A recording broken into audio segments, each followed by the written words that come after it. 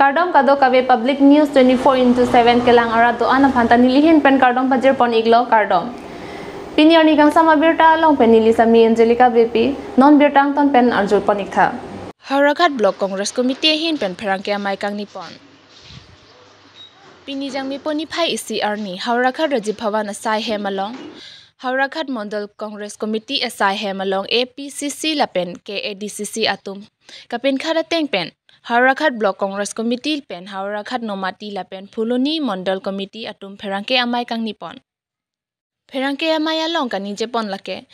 India Prime Minister Narendra Modi aphan Assembly arong Rahul Gandhi esonalam karjupon apon Rahul Gandhi aphan MP ang hoy pen ke pasun lapen kes ki pipen ningkan hini jel ke bengji pu aputhaksi ning kang samse jipaklang pono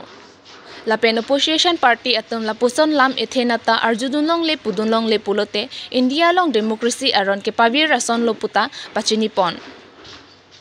AICC member Ashok Teron, KADCC General Secretary Sanjay Teron Penchenglong, Congress Klembang Phi atum chetongsi, bangso Pherangke amai padopon lo.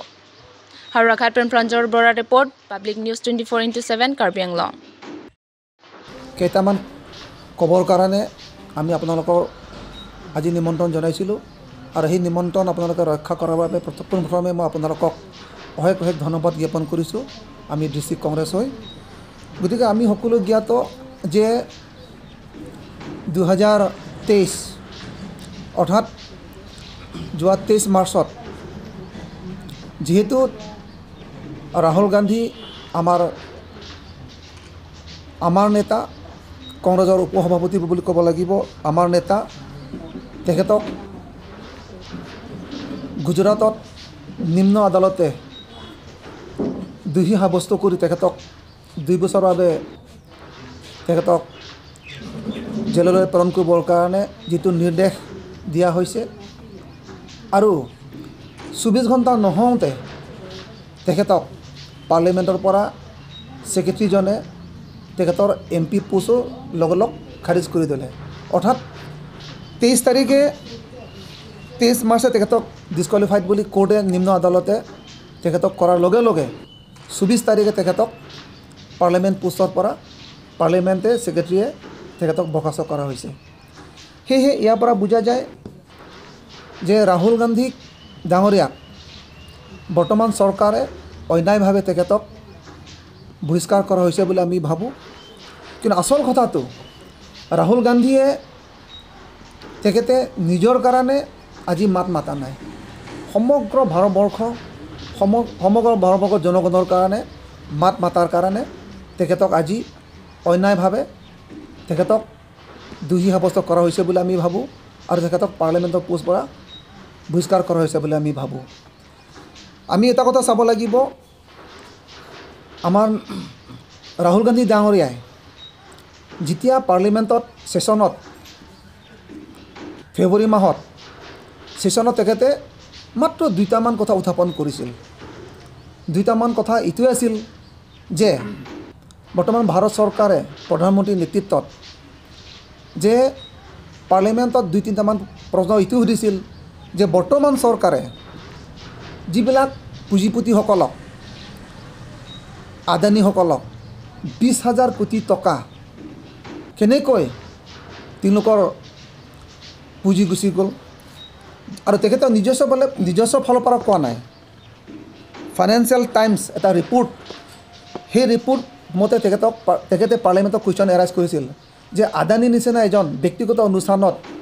20,000 কোটি টকা কেনেকৈ দিয়া হৈছে কেনেকৈ তেখেতৰ হাতত গুচি গ'ল সেইকাৰণে পাৰ্লিমেণ্টত তেখেতে JPC গঠন কৰিব লাগে বুলি উত্থাপন কৰিছিল আৰু সেই JPC গঠন কৰিব লাগে বুলি কোৱাৰ লগে লগে আমি সকলো জ্ঞাত যে 2019 চনত যেহেতু কৰ্ণাটকত যেটো